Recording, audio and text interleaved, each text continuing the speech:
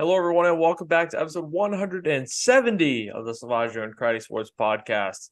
If you get on another Thursday night, December 7th, 7:13 p.m., a loaded show with some Celtics and Red Sox talk that we haven't been as accustomed to in the past few weeks, alongside the normal stuff.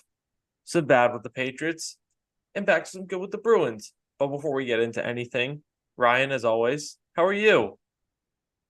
Been better. The people following baseball know that the Yankees just struck gold, made another big trade last night, earlier today, depending how you look at it. Patriots, as you said, they still suck, but I guess that we're happy with that.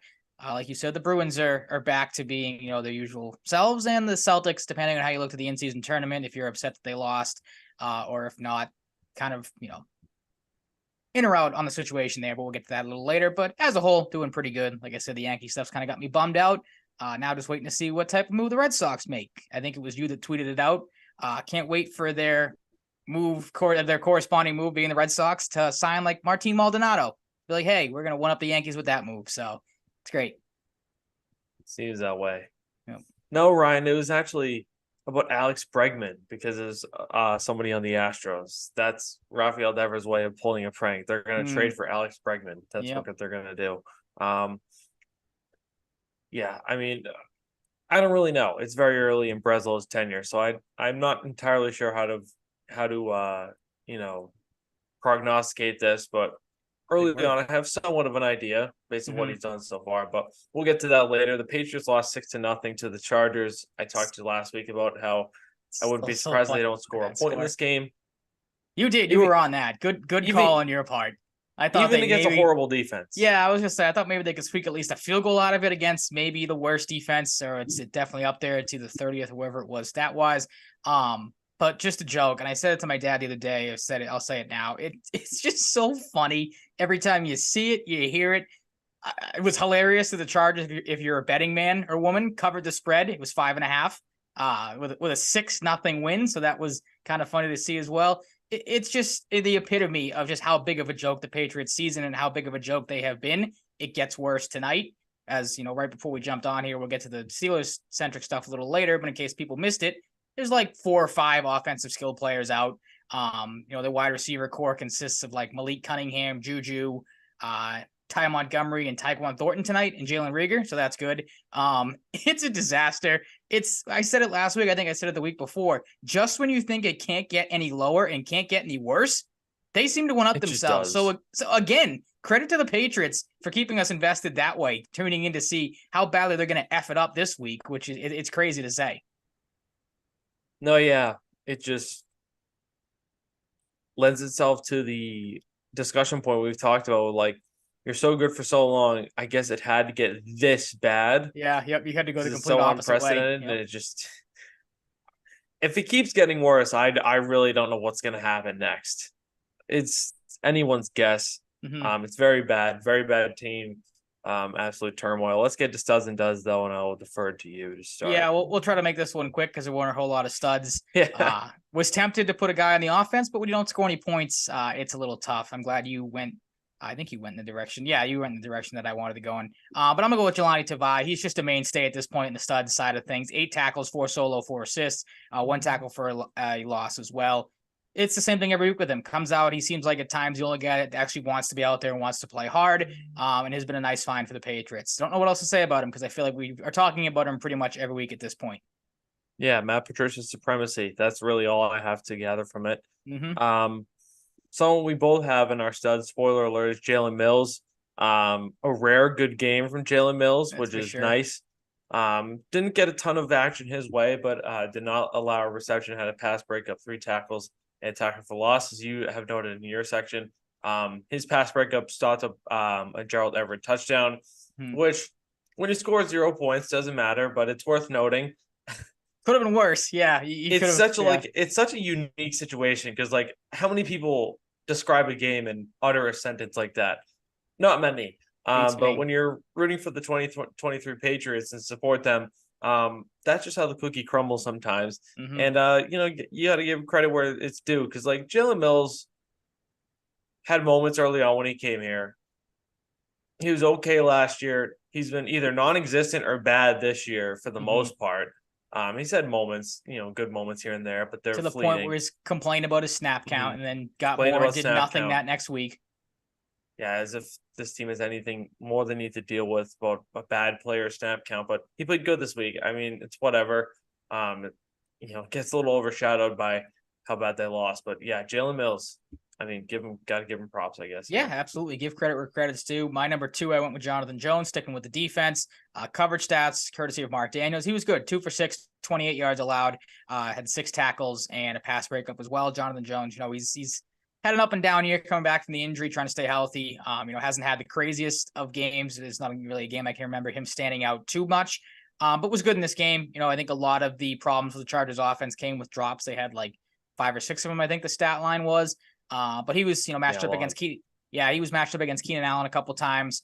Had held Keenan Allen in check, which at this point this year is pretty tough to do. The guy's been kind of a one-man wrecking crew on that offense. Jones was good in this game. Yeah, he was, and he was my number 1. He also was the Patriots nominee for Walter Payton Man of the Year, so congratulations to him for that. Credibility as well, absolutely.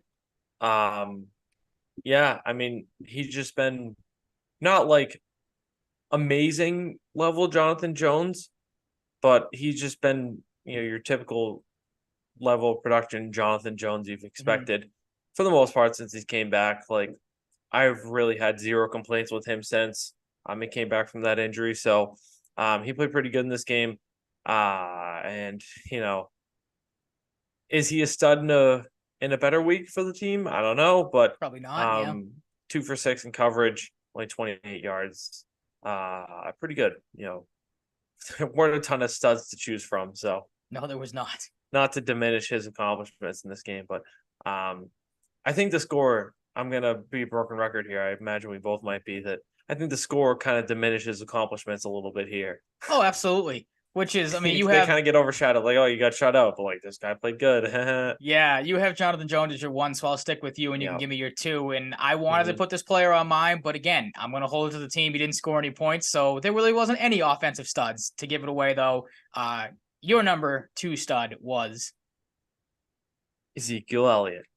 He stepped up. Ramondre gets hurt. 92 total yards, 52 on the ground, 40 over through the air. Had a 23-yard catch as well. I just noticed the Bruins did a tribute to Connor Clifton. Shout out. Didn't even think of that going into this game. I thought Still, that's kind of weird seeing him. I thought that stat said he had 10 goals in the season. I looked quick. I didn't realize it was his career with the Bruins. I was like, holy crap, good for him putting a offensive juggernaut season. But nope, it was his Bruins career. The Sabres defense is pretty rough this year. But yeah, Zeke Elliott deserves some credit. Stepped up. If the Patriots have any prayer of winning this game or doing anything on offense, I imagine he'll be a central part tonight. With Stevenson hurt for the somewhat foreseeable future, got to give Ezekiel Elliott some credit here. I mean, it was kind of like, what the hell is going on with him early on in the season, but progressively, as the season's gone along, he's found a role. So yeah, absolutely, he's been steady. I mean, at least you got something out of him. True. You're not high on a Kevin Harris game tonight, or maybe a Juju revenge game type of. No, actually, I am. I'll talk about that in the preview for the Steelers game lately. I'm very high on both of them, actually. Yeah, I didn't mean to spoil that for you. Then I'm sorry. I knew you were dying to get to that. My number 1 stud, you alluded to it. It's Jalen Mills. Again, give credit where credit's due because he was good in this game, and I can't find really anybody in the offense to put on this list. You said it. Mills 0 for 2 in the coverage stats, 1 pass breakup, which would have been a touchdown and would have made the score that much funnier. If you lost, what that would have been 13-0. Mills, like you said, he's had his moments here and there. Had a pretty quiet season up until this point. It was nice to see him step up, make some plays in this game. Yeah, it absolutely was. I guess I will start with duds. Sure. I had Christian Barmore, a guy I didn't expect this week, but played 70% of snaps, only had a tackle and a tackle for a loss in this game. Kind of a quiet one for him, but like nothing like him having a better performance wasn't gonna drastically change this game. Your team scores no points. Like studs and duds is essentially a wash this week. We're just kind of put the whole team down as the we're just kind of putting names in there. Christian Barmore, if you're listening, don't take it personally. Don't take it personally because we don't need it that way. He's definitely listening. They've got it on in the locker room right now for the game. Yep. Bulletin board material. They have it on pregame right now. Yeah, they're like, we're gonna prove them wrong. We're gonna get a field goal tonight. We're not getting shut out again. Well, you run through that. My charger for my laptop, which is dying shortly, is actually in my bedroom. So I'll run grab it real quick. All right, I will go with my number 3, and if you're not back, I'm going to continue to my number 2. So my number 3 dud from this game, again, could have put a lot of people on this list. Pains me to do it. I put Michael Onwenu. Mark Daniels, of course, who we get a lot of the stats from, said he only had 1 sack allowed. It seemed like more. Onwenu struggled all game long, was matched up against a tough component, Khalil Mack, who finished the game with 2 sacks, 2 tackles for losses, and 2 quarterback hits. Again, tough game for Onwenu. Didn't look like he was 100% out there. He struggled mightily against Khalil Mack. Now that you are back with your Charger, your thoughts on Michael Onwenu's play from this game? Because it was not pretty. He was taken to school quite a bit from Khalil Mack this week. No, it wasn't. And it kind of falls into the same camp of a guy like Barmore, a guy you're, not used to seeing this from. But Khalil Mack, I feel like in the second half of the season has regained some of that OG Khalil Mack form in his prime where he was extremely dominant. He was awesome in this game. I'm not going to say he's like prime Khalil Mack, but he wreaked some havoc. And it's just a rare off game for Michael Onwenu, as you have noted in the outline. And I don't know. It's so hard to be super critical. It doesn't get any easier though for him tonight. You got to think the Steelers watching this game were like, oh, if Khalil Mack can get after Onwenu, we'll just line TJ Watt up and on a short week see if he can get a run at him too. So Onwenu's got his work cut out for him again. You hope he bounces back. Like I said, I think you may still had your Charger when I said are going to get your Charger. Maybe he's not 100%. He didn't look 100% out there, so maybe Onwenu was dealing with something. But again, you hope he bounces back because, like you said, with Barmore, it's a guy you expect to play well more so than not. Yeah, no doubt. Let me scroll back down here. Juju Smith-Schuster, a guy that has drawn quite a bit of flack. Not as much recently, I feel like early in the season when he was doing nothing, he caught more flack, but he's kind of flown under the radar a little bit. 92% of snaps, 1 reception on 3 targets. A guy you signed instead of giving Jacoby Myers the same deal at what is it, $2.5 million more in bonus? Maybe, yeah. A guy that was good friends with Mac, a guy that Mac had good rapport with. Things didn't end well in that Raiders game last year, but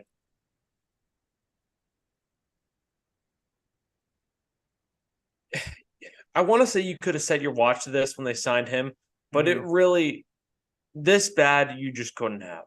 I mean, I wasn't a fan. I've never been a fan of the player, to be honest. I think I said that when they signed him, so I wasn't high on the signing to begin with.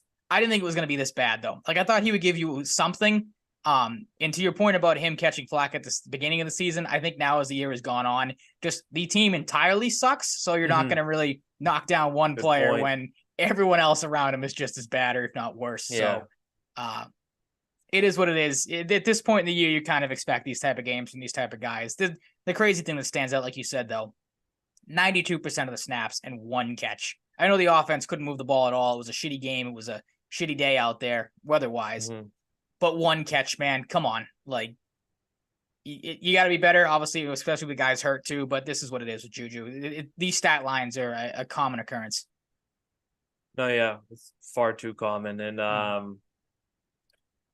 Ryan, the last guy is one Bailey Zappi. Yeah, again, not a hard decision here. Didn't think it was going to get much better moving from him to Mac. Was arguably just as bad, maybe not worse, because Bailey Zappi didn't have any sort of egregious interceptions. Which I said to my dad watching the game, I'm like, I kind of wish they started Mac Jones because at least it would have been entertaining in a sense. Then you would probably guaranteed 1 horrendous interception, and then maybe the Chargers would have gotten the ball in better field position. So that kind of stunk from an action standpoint. But yeah, Zappi wasn't good in this game. 13 for 25, 141 yards, no touchdowns, no picks. Was sacked 5 times, a quarterback rating of 68.9. Had 4 rushes and 16 yards. His pocket presence wasn't terrible. I think he was better at stepping up when there's pressure than Mac has been all season. So if you want to give Zappi some credit for something, I guess you give him credit for that. But some ill-advised throws. First throw of the game in a double coverage almost gets picked off. It seemed like pretty much every throw on that last drive was close to an interception. It was thrown into double coverage. And then he had a sack and a hit that Mark Daniels had him for holding onto the ball for almost 5 seconds on each of those plays. So that's not, a smart decision or a wise decision by Bailey Zappi. That's is what it is, though. Shocking. It really is. You have to, I feel like, know that and be better, but this is what you're dealing with. You're dealing with a carbon copy of the starting quarterback in Mac Jones. Bailey Zappi is just a lesser version of that. And it's not going to give you anything. We said this going into this game. And it was as advertised coming out of this Chargers one. Yeah, and I like the guy, but the more and more I watch him, the more and more I wonder like why he was even drafted. Yeah, there's no reason to root against him. Like I don't want to dump on him to make it seem like I hate the guy, but like he didn't go to a big school. He had a good college career. Mm-hmm. It felt at the start like a shrewd Belichick trying to be smarter than everyone pick, and this is a guy that just shouldn't have even been drafted, and he's playing quarterback for the Patriots. That's really what it comes down to. He wasn't good. There's not one segment of his career where I've been confident with him having the ball in his hands. It's just, he's drafted to be a backup, and he's worse than a backup. It's just, really just how it is. We'll see how it goes tonight. Nothing fucking else to add. This game, and this season is proving that the Patriots can provide absolutely unfathomable games in different ways, and this is just one of them to add to the list. So yeah, usually I don't want to move on. Absolutely.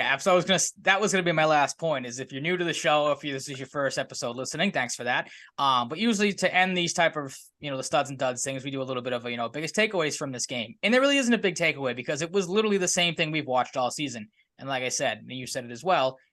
Each week it's just figuring out new ways to surprise people with how dumb they are, how unprepared they are. And we've said it enough as is the fact that you play one of the worst defenses in the NFL and couldn't even get the ball to the 30 or whatever it was, or the red zone, is just inexcusable. But that's where you're at at this point in the season. You are down 4 or 5 wide receivers, your best running back, and both your quarterbacks are literally the same person in the same inept, unable to play the position. So ride it out the rest of the way. I said it. I think I was texting you during the game, like all the big plays that they could have had, the Thornton drop, which, we're not going to get into that too much. Don't have to spend a whole lot of time on Tyquan Thornton just sucking. He's a bust. The play on the sideline of Devontae Parker, I texted you, I've never been happier for 2 Patriots miscues, because obviously you're at this point in the year where you don't want a big play like that to happen to give them a chance to win. We talked about it with the Ryland missed kick last week. It is what it is. You're rooting for them to stink and lose at this point, because this is where we're at. Yeah. It is what it is. It is what it is, man. And they're so bad that there are a 6.5, wherever you're looking, 5.5 I've even seen. Point underdog against the Steelers, who are 7-5 miraculously, but are undoubtedly a bad team. Having to start Mitch Trubisky tonight. Yeah, I took the under 30. I took the under 21 as well tonight. This game is just going to be something we need struck from our memories. Because it's already affecting yours, clearly. If the Patriots weren't playing, I would just want to watch it. It's another one of those games. There's nothing exciting about this game. Just absolutely nothing. I was just going to say, we dumped on, was it last Monday night's game or 2 Monday night footballs ago where it was the Bears and the Vikings, and we were like, oh, it can't get much worse than this. This game was horrible. Didn't even look down the schedule to see Patriots and the Steelers coming down the pipe with, like you said, 2 backup quarterbacks, a Steelers team that should not be 7-5. I wish I was a Steelers fan to keep better track of this team to see, how they have gotten to this point, over 500 and playing somewhat decent football. Mainly got to think it's their defense, and their run game has been good, as we've kind of talked about with the weekly wrap-ups. But yeah, like you said it perfectly. If this wasn't a Patriots game, there's no way I'd be watching this, but I'm with you. Definitely hammered the under for the game, hammered the Patriots. I think 12.5 was their total, but did take the Patriots at +6, because I think this will be like I texted you. If anyone wins this game by more than 2 to 4 points, I'll be shocked, because both these teams are in just such horrible positions.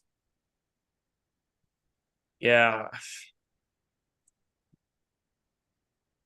My brain just doesn't really have much else to say. Like, not really. It's a tough game to preview because, like, it's not a whole lot to like on either. There's other nothing than, like, TJ exciting Watt about this game. Yeah, Like Najee's not 100%, I don't think. So how much of him are you going to see? Jalen Warren's a nice backup. Like, who wants to listen to us talk about Jalen Warren and George Pickens? Yeah, exactly. The most exciting guy might be Pat Fryermuth because of what we've seen him do. Like, George Pickens has been a fucking snowball's chance in hell of doing anything lately. Jalen Warren is good, but like their running game isn't this overpowering thing, and everybody else sucks. Like, I don't care if Deontay Johnson is regaining form a little bit. Like, he's just not very good, and he's an anti-football pussy who likes to give up on plays. I was gonna say that the reason you tune in is to see if this game starts to go down the toilet. If he just kind of dogs it and gives up on a couple of plays, like I'll watch for that. But like at this point, I'm just rooting for like a fight in this game or something. Like, I don't know, Patriots Steelers. Something used to be a good exciting. rivalry, so maybe. Yeah, something newsworthy. Landon Roberts, old Patriots friend, leads them in tackles. Believe it or not, probably making dirt cheap money. Minka Fitzpatrick is Minka Fitzpatrick. They got Highsmith and T.J. Watt. Some older guys on the back half of their careers like Ogunjobi, Peterson, and Wallace. They're a good team. Cam Hayward hasn't done a lot, but I believe he's been hurt. This game is going to be almost entirely dictated by their defense. Absolutely. Yep. And like, not to say anything against the Patriots defense, but like, because the Patriots defense is honestly good for how bad they are, but it's just not something that comes to mind readily for other than like a team like the Steelers, because the Patriots are so goddamn bad.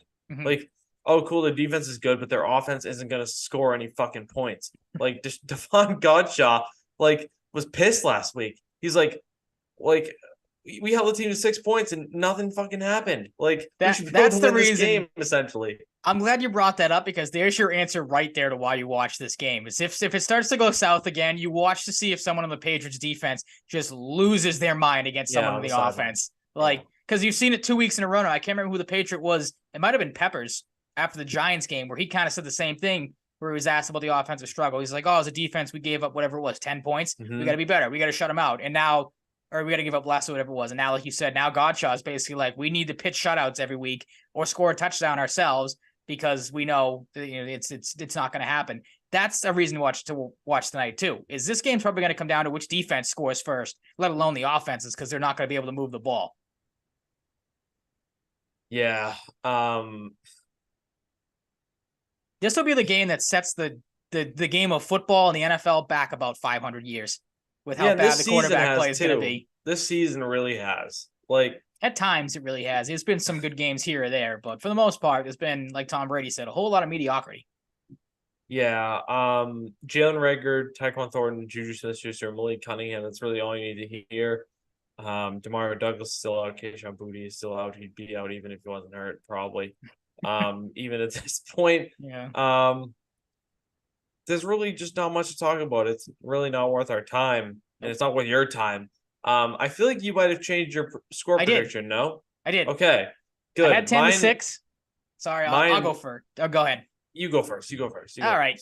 This game's breaking our brain already. I did have 10-6. I thought the Patriots maybe, they haven't used them in a couple of weeks, but maybe they'd be able to get it, into some spots where Riley can kick a couple of field goals, make it, a close ball game. And then, like you said, I saw the injury report and the fact that they have, as you mentioned, Parker, Stevenson, as we knew who was going to be out, Boutte and Douglas all out, leaving the guys you named off to be the offensive weapons, quote unquote, for Bailey Zappi. Maybe you see some tight end play here, but I doubt it, because they don't like to use the two tight ends. Just gonna say this would be the game to do so, but they're probably not going to. So I don't think the Patriots move the ball at all in this game. I think the Steelers defense is very good. They will suffocate this offense. I don't think Zeke's going to have too great of a game, because again, the Steelers defense is very good. Patriots get shut out. 10-0 is the final score of this absolute dog crap of a game. Yeah, in that event, I can't wait to see the stat from ESPN Stats, like Sports and Info, from Adam Schefter of like the last team that got shut out 2 games in a row, because I don't even know if it's ever happened. But he's got it queued up, ready to go. It's just sitting, waiting, no doubt, fingers over the button. Yeah, I really wanted to put a shutout, but like 2 weeks in a row, I know it's this bad, but like it would fit the bill. 13-3, like I was gonna say it would fit the bill of finding new ways each week to surprise you with how bad they are. Back-to-back shutouts against teams that you shouldn't be getting shut out Yeah. against. I want to make this clear for anybody new or old. I have never been like this about any sports game ever in my life, where I really don't know what to say. Mm-hmm. Like, this game is going to transcend the space-time continuum and alter the trajectory of the future of the human race. Like, this game is going to be so bad, it's going to create some sort of event in the in the solar system. Like, this game just shouldn't happen. No, like it's you can't really flex Thursday night football games, but like if there was a game to flex and just not play, it'd be this one. But my question is too, like I hate Mr. Trubisky. People know that have listened to me and never been a fan of the quarterback. How much better would this have been if Kenny Pickett plays? I can't imagine much better. No, like 3 points better. He sucks too, so 16-3. Yeah, there you go. You give an extra couple of points, throw a bone here and there. Fuck. But yeah, it's not going to be good. Again, the reason you watch is because it's the Patriots, and at this point, it's like a train wreck, it's a car crash. You can't look away. Right. And for you and I and anybody else that bet this game, I saw a crazy stat. I think that like 76% of the bets on this game have been the under 30 points, which is crazy. Like that's a number anyone with a brain, I feel like, wouldn't touch under normal circumstances. But these are not normal circumstances. These are weird times. Yeah. And it's a bet that should probably hit with how bad these two teams are. Yeah, it lends itself to the point where like we haven't seen this many like horrible like projected low scoring games, I feel like, in a season. And it's just truly despicable. No, it wasn't despicable, Ryan. This game's really hurting your brain so far tonight, man. I know. You got to get away from it. Move on to something else. That's what I'm doing. Cowboys 41, Seahawks 35. I expected this game could have been. It did kick ass. Could have been fun, not this fun. Tony Pollard seems to be picking up some steam since Thanksgiving. Been a little bit of a underwhelming year for him. Ever since CeeDee Lamb said he's the best receiver in the league, has arguably been that guy. He's backed it up, yeah, that's for sure. And dare I say it might be different this year for the Cowboys. Got to do it on the road. It's the one caveat. And they also haven't played a great schedule, but like what they're doing is impressive. Yeah, absolutely. Yeah, the fact they're putting this, I mean, Dak is, I think, fully put himself strongly into the MVP case. Again. Oh yeah. I don't think you can argue that at this point. I would argue he's got a better case than Jalen Hurts right now to win it because I think he's been better. I think so. Hurts, his stats are inflated as we've talked about with the whole tush push and everything, but we're not going to get into that too much. Cowboys have been good. Just the fact that Seattle came back to life a little bit was good in this game. Their season, I feel like, is kind of teetering or was teetering at this point. Probably still is with the loss now. But good to see them move the ball here, get some points on the board. Stinks that now I think both their running backs are hurt, both Charbonnet and Kenneth Walker. I don't think practice this week, so that might be tough moving forward. But yeah, I mean, the Cowboys have been, like I think you said it last week, beating the teams that are on the schedule, beating the teams that are ahead of them, and beating them for the most part pretty soundly. So it has been impressive what the Cowboys have done so far. Yeah, you gotta give them credit, but it's a classic case of I need to see it in the playoffs. I need to see it translate. So, I don't know. I don't understand this guy. I don't know if he's listening right now. This is guy who follows me on Twitter who randomly tweets, not in response to anything, like this guy should be traded, this guy should be released, and whatever. Okay. And I think it's kind of funny. And the latest one is Jake DeBrusque is overrated and should be traded. So I'm gonna leave that one in the echo chamber because I disagree and I'm in the middle of something. But I just noticed that and I felt the need to bring it up. Lions 33, Saints 28, another great game. Yep. The Lions, it's been a little bit adventurous for them lately, but they pull this one out against the Saints. Derek Carr gets hurt, multiple injuries. He's dealing with a lot. Don't know what he's gonna be looking like coming. If he's gonna suit up, throughout the rest of the season. But Jared Goff didn't even play great, and they won. The running game was good. I think they came into the season looking for a two-headed monster eventually, and the last probably month or so, it's turned out with Jahmyr Gibbs and David Montgomery. Sam Laporta is fucking awesome. Like maybe a top 5 tight end already. I don't think that's too crazy to say. They can draft tight ends. It's a very strong. They know how to do it. Position for them. I had Devin Chain, Nico Collins, Sam Laporta, and Bijan Robinson, and Bijan Robinson did not score. So you run the risk. I didn't even think about it, Ryan. Really he had a good week last week. I was poisoned by that. I was like, Bijan, someone's got to score in this game. Someone will score. Like a 20-10 game at best. Bijan gets in the end zone. Who else does? I was wrong. It was early in the morning. Disappointed. Would have been nice. Amon-Ra St. Brown made good on the few receptions he had. Not a typical game for him, but he still had 49 yards to the air. And Alvin Kamara, the name carries magnitude, but I don't think it's being talked about how fucking amazing he's been this year. Yeah, he's been.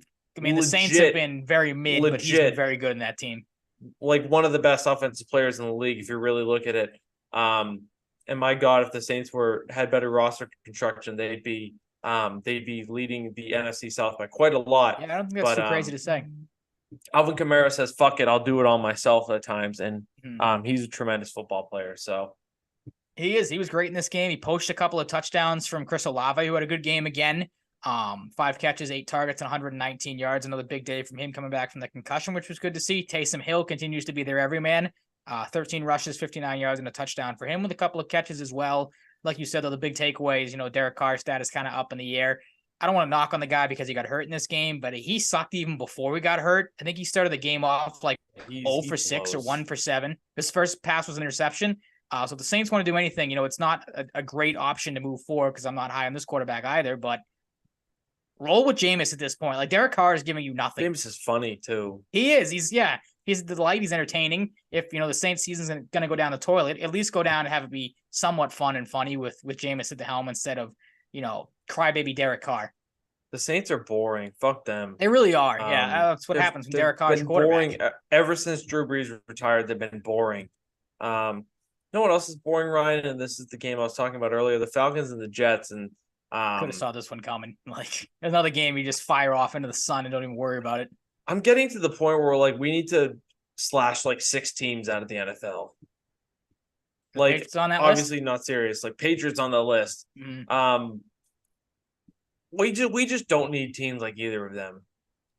No, the Patriots, the Steelers, the Panthers, the Commanders at times. The Cardinals the Jets, at least are like good for some fun every once in a while.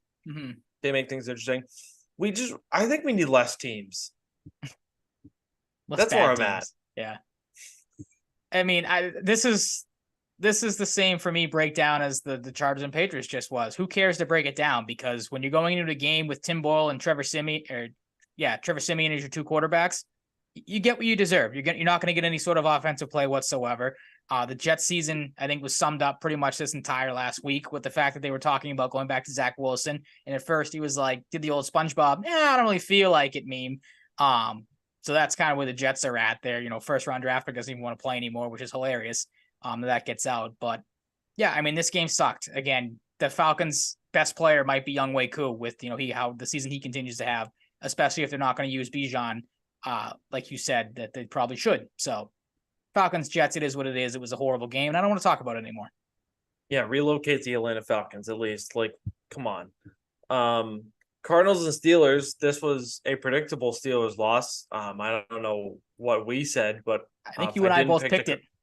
All right, good. Because I looked earlier and I forgot what either of us picked. So thank you for that. For you. I got it lower down. Keep going. I'll let you know in a second. Okay, James Conner revenge games. As you've noted here, Trey McBride is good. Kenny Pickett gets hurt, and there's really not much else. Like we did both don't have anything. We did. Nice. That was our upset of the week, which really didn't turn out to be an upset. Yep, we do. But yeah, I mean, like you said, the James Conner revenge game was kind of the big story, and the fact that there were 2 weather delays, which I feel like I have not seen a weather delay in an NFL game in the longest time. So, or maybe ever. But that was I had the under live, and it didn't even hit in the end, so I was just waiting for nothing. So, not great. And then the big takeaway, Kenny Pickett had to get. What was it? Ankle surgery. I was going to say knee surgery at first. That's worse. Ankle surgery, paving way to Mitch Trubisky in a horrible game, as we've talked about tonight. Heyo. Yep.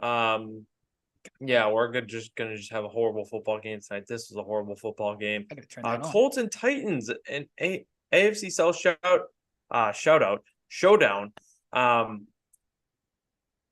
The AFC South is not a divisional matchup where you can just bookmark a shitty game anymore. Really isn't. Yeah, everything's been close. I mean, they're all kind of similar games right down to the wire, it feels like, but they've been entertaining at least. So give credit there. Yeah, give credit to the South as well on the other side of the spectrum here, because the NFC South, you can pencil in a shitty game now. The tides have turned. Derrick Henry and Ty Spears were very good. D-Hop was awesome. Alec Pierce had his biggest game of his career on the other side. This was a good one. Just a good, solid football game. Indianapolis' defense showed up. They had 6 sacks, 9 quarterback hits, 5 tackles for loss, 5 pass deflections, 4 forced fumbles, and 2 recoveries. So, good game. And by the score, you think it's just all offense, but got to give credit to the Indy defense as well. Dolphins 45, Commanders 15. I think they really could have, at this point, put up 70 in this game like they did on the Broncos early in the year, because the Commanders is just over. Trade deadline was kind of a precursor for that. Hasn't gotten this bad until now. And yeah, Tyreek Hill building on that MVP case, Chan comes back, gets 2 touchdowns. He's a fucking monster. Guy I think will become one of the best running backs in the league by the end of next season. He's already up there now. Mostert contributed as well. And I'm not gonna say a rare showdown from the defense for Miami, but this isn't a unit you expect to have a day like this. Andrew Van Ginkel had a huge pick 6. I think it was later in the game, but pick 6 is pick 6. Yep. They had 3 sacks, 9 quarterback hits, 4 pass deflections, 3 tackles for loss, and a forced fumble. The Dolphins. The Dolphins to me are the Cowboys of the AFC. I don't know yet. I was going to ask. Haven't had a great schedule. Yeah, I was going to ask because this is a game where you're looking at wow, the Dolphins, they're really, really well-rounded game. Didn't really do anything bad in this game. Offense, as you said, came through. Defense was great. The Chiefs took a hit with a loss, but how much do you want to buy into the Dolphins? The couple losses they have been against good teams. So I hate to say I'm still in wait and see mode this late in the season, but Dolphins got to get a win against a big team here moving forward to give me a little bit more, hope for them maybe being a team to, solidify themselves as a top team in the. They are a top team. Don't get me wrong, but not the upper echelons. I feel like of the Chiefs with the background they have and everything and stuff like that. Yeah, it's not there yet, and it's lack of previous experience as well that contributes to things for me. They're a team. I didn't want to cut you off. I was just you're good. They were a team that I feel like wouldn't surprise me. They have this type of great regular season. Obviously, if they don't get the 1 seed, don't get the bye, and then fall flat on their face in the playoffs just because of that lack of experience, like you said. Yeah, I'm with you. Absolutely with you. Texans and Broncos. 22 Texans, 17 Broncos.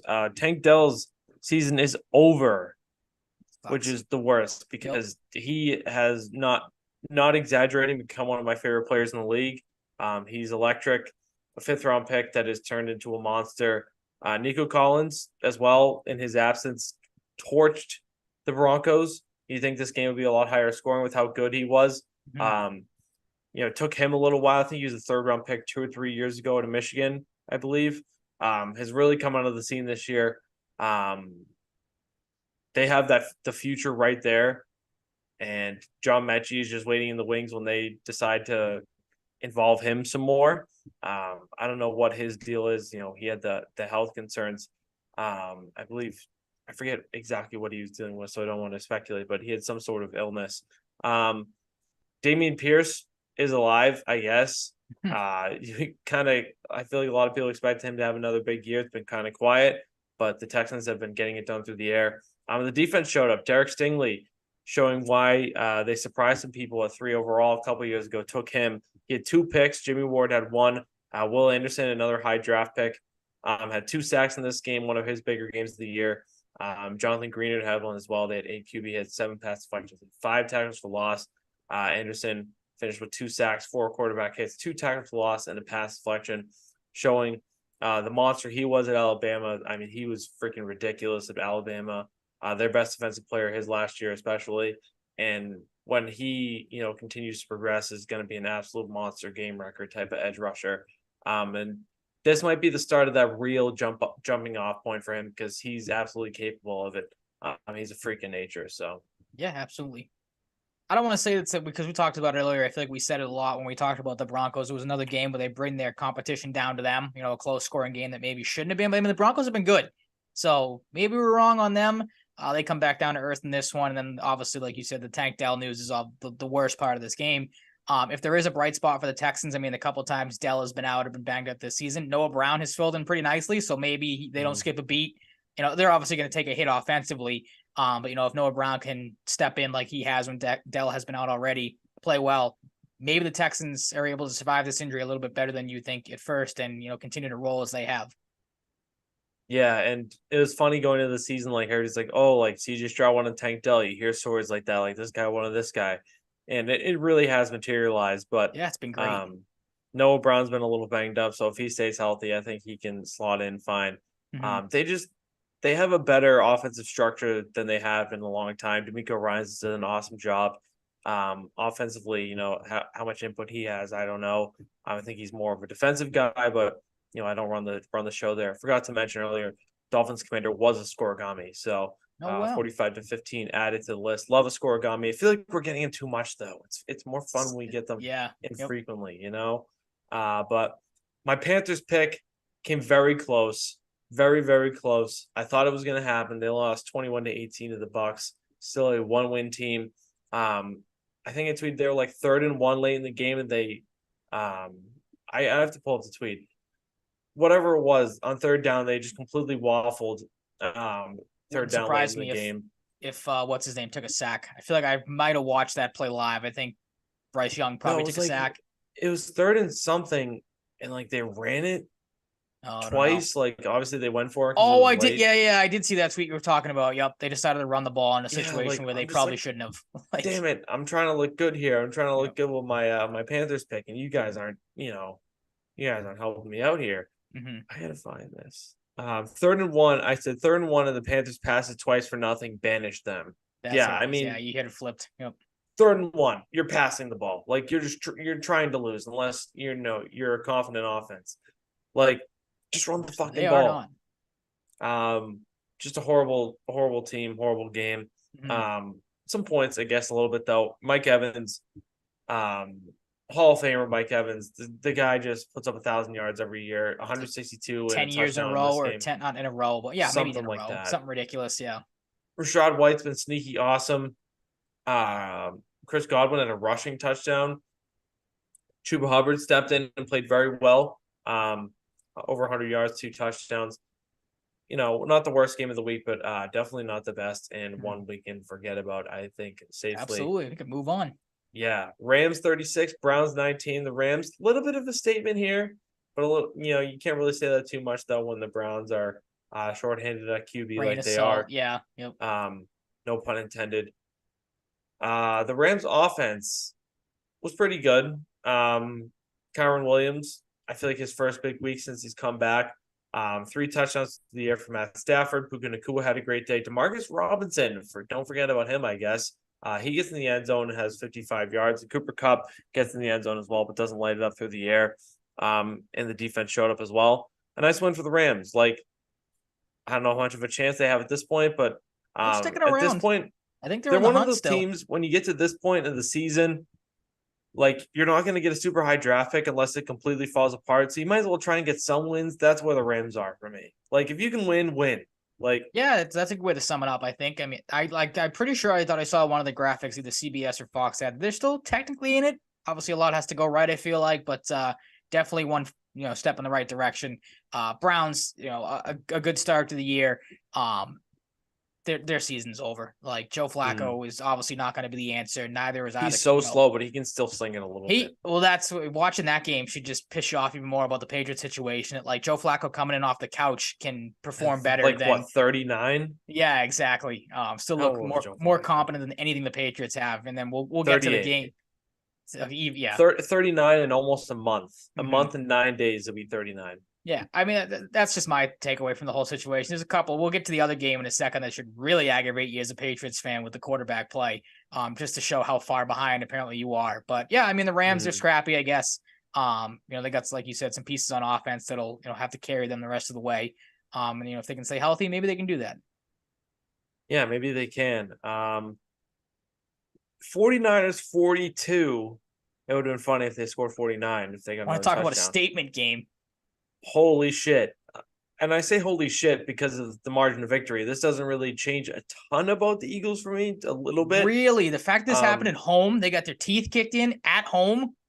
Yeah, I don't know, though. Like, if I was to say this changed a ton about the Steelers for me, or the Steelers, I'm thinking about the Patriots game for some reason. The Eagles at this point, I'd be lying to myself. Like, I still think the Eagles are very good. Okay.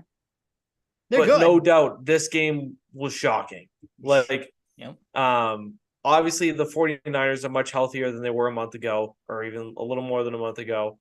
But this was shocking. Like, this gave Brock Purdy more credence to his MVP case, which is wild to think about still, even though, we know what Brock Purdy is for the most part at this point, the draft and everything. This was more than a statement for the 49ers. This was like what is more than a statement? Because we saw shortly after the NFC Championship and the Super Bowl last year how much shit Deebo Samuel was talking. Yep. And we hyped this game up when we were previewing the season. Backed it up. Earlier on.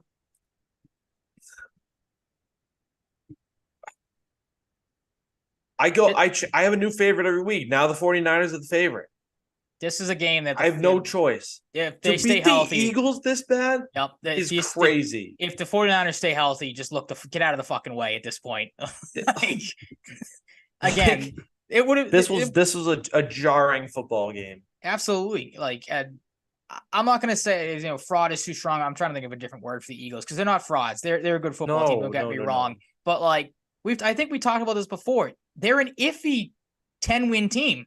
Like we talked about it going into this game that they had the Chiefs game, the Bills game, and there was a game before that as well that they kind of were right in the thick of things, and one play could have went the opposite way, and the Eagles have a couple more losses than they do. This would have been something if it was in San Francisco. Wouldn't have maybe been as big as a storyline how bad the score ended up being. But again, the fact that it was in Philadelphia, the fact that you had the fight. Not fight, but the situation with their security guy and who was the defensive player for the 49ers, Dre Greenlaw. Yeah, they thought maybe that would have spiked the Eagles up a little bit. Got the crowd back into it, or they were into the game at the time. And then the 49ers just came out in the second half and just said F it to that and just continued to put their foot down. So it's the 49ers for me. It has been for a while. Like, I'm not 100% sold on the Eagles. I'm not 100% out on them. But yeah. The 49ers, all they have to do is stay healthy, and they should be able to roll over most teams because they can win a lot of different ways. Yeah, and funny enough, they added former Patriot Logan Ryan this week. Dom DeSandro, a guy like him, does not work anywhere else besides Philly. No. Maybe for like the New York Knicks. He does not work for any other football team besides Philly. He's perfectly Philly. He's a Philly. He's a Pittsburgh, big guy. Like, yeah. I don't know if you saw the picture. He was with I think she was an anchor. I forget her name. Did you see the picture? He's with this blonde woman, like an anchor. I did not. Was he like towering over her? Like, this woman is Paige Sporanic, but she's not. She is the same exact person as Paige Sporanic. And I saw the tweet and I was like, somebody else had to pick up on this. Nobody said it. She looks exactly like Paige Sporanic. And it was a viral picture. Like, everybody's like, oh, like Big Dom, whatever. Like, everybody's loving the guy. He had his spotlight after the game. For the love of God, anybody who hasn't seen it, look it up. They are twins and they're not twins. It jarred me. I was like, this has to be her, and it just isn't. It was a shocking resemblance. Chiefs and Packers. The Packers win 27-19 over the Chiefs, and this is a team I will worry about a little bit. because see, I want to. Depending on the matchup, I think Chiefs are losing in the first round. I want to worry about the Chiefs, and I obviously want to root against the Chiefs, but the rest of the AFC is kind of crumbling around right now. Jaguars lose Trevor Lawrence. They've taken a hit. The Bills don't know what they are. Their head coach is a moron, as we learned today. Brother. Yeah, huge moron. Miami, again, we just talked about them. They can beat the crap out of bad teams, but they get up against a good team, they crumble. I'm forgetting somebody. Who else is in the AFC that's been like, I feel like every big AFC team is starting to take a little bit of a hit somewhat, whether it's injuries or just, underperforming, stuff like that. Chiefs are underperforming, don't get me wrong, but it is the Chiefs. It is, it's their time of year where they just got to get into the playoffs, I feel like. And then Mahomes goes to another level. Kelsey goes to another level. So Bengals, obviously, that's the other one I'm thinking of. They're not really in the hunt right now, but again, no Joe Burrow, so that knocks them down quite a bit. I want to go against the Chiefs. I want to bet against them, but things are starting to line up in favor of them. They figure a couple things out. They'll probably be right back in the thick of things, so I'm not entirely worried about them just yet. No, I am, though. Okay, fair enough. The whole second half stretch where they weren't scoring points, they're really not a very explosive offense. They aren't. Besides Travis Kelce. I'll agree with you on that. Absolutely. And Pacheco's banged up. Pacheco's explosive, and he's had, especially the last 2 games, he's been very good. But he's not like this guy that's going to win a game for them yet. It's hard to do that as a running back unless you're like Christian McCaffrey. Or like Travis Etienne, when we saw earlier in the season when he went on that crazy run. Still very good player. Depending on the matchup, I think the Chiefs are going to be out early right now. Well, that's why I think I said it last week. I want to see them have to go on the road and try to win that way. Because we all know if they get the number 1 seed, what happens? They get the bye, they get healthy, they roll. So give me the Chiefs on. I'll go with you. Give me the Chiefs on the road and see if they can, pull something off. And then we'll talk about, I think I said this last week, talk about Mahomes' legacy and everything. But right now they're in a weird spot. I agree with you there that they are, I feel like, not as maybe confident as they have been in these years prior. No, it's weird. I guess it isn't because their receiver core isn't super stellar, but it is weird because the Chiefs. Yeah, exactly. It's the name alone. Exactly. Bengals and Jaguars. I missed the first half of this game because I was seeing the Hunger Games movie, the prequel, which I thought was fantastic. Bengals 34, Jaguars 31. I came out of the theater, the Bruins losing 2-0 for some reason. That's kind of weird. Jake Browning had was 23 to 27 when I checked the stats on my phone. He was disgusting in this game for some reason. I didn't understand. I didn't know what I was watching. Look, it's 1 week, but I made sure to watch the second half intently when I got home. Jake Browning might be pretty good. Not he's holding down the fort. Top of the league good yet, but he looked really, really comfortable. He did. That was my big takeaway too. And sure, he's been in the league for a few years now as a backup. It's not like he's a rookie, but he looks like a guy who could be more than a spot starter at least. Yeah, I think so. I was just gonna kind of echo the same points that you had. There wasn't a point in the game where he really looked rattled all that much. Didn't make really any dumb mistakes. Didn't turn the ball over at all. Was confident, on the ground, through the air was good. I don't know. To me, it's one game, but Jaguars fraudulent, maybe question mark. They're. I don't know. I don't know what it is. I'm not sold on the Jaguars. I know they were 8-3 coming into the game, had a chance if they won to take the number 1 seed over, but now they don't have Trevor Lawrence. They lost Christian Kirk in this game as well to a groin injury or whatever he ended up leaving that game with. Jaguars, kind of on the downwards trend as well. And if Browning can continue to play like this or even close to it, you ride Joe Mixon a little bit more as they did in this game. Chase was great. Had one of his better games of the season. Bengals might be able to fight their way back into this thing late in the season, maybe grab a wild card spot and, obviously NFL playoffs, who knows, you get in, you get hot, but it's a Bengals, huge win. Yeah, absolutely. Yeah. Bengals might be interesting to watch. I said 2-0 with the Bruins game for some reason. Just wanted to correct that. But yeah, if he can play like this, the Bengals are at least a fun first round matchup for somebody. Absolutely. Maybe they get the Chiefs in the first round. I don't know how that would work out, but wouldn't that be funny? If Jake Browning plays like this, they're beating the Chiefs. They might. I don't saying know. it. The Chiefs defense is way better than the Jaguars defense. That's did not true impress too. me. I That's know they've also been true. decent this year, but that was a bad showing from them. Yeah, thank God the Jaguars traded for an offensive guard at the deadline because that'll help CJ Beathard going forward here because I don't know when we're going to see Trevor Lawrence. He didn't even next, look but that bad, though. That was the crazy thing, too. Yeah. Like, both these back, and again, this is the game that if you're a Patriots fan should aggravate you, that both these backup quarterbacks came in and played pretty damn like, well. What the fuck, man? Yeah. Honest to God. Yep. It's so stupid. But that just shows what the Patriots are at in comparison. And Trevor Lawrence played pretty good until he got hurt. Yep. So, that stinks. He could play this week, though, I thought game. I saw. So maybe I say? I said I thought I saw somewhere he could play.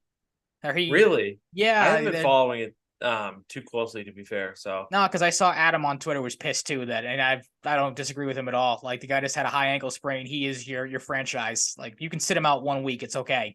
Get him back healthy for a playoff run, hopefully for them. But I don't know why, if you're the Jaguars, you would play him going into this week. I don't know who they're playing.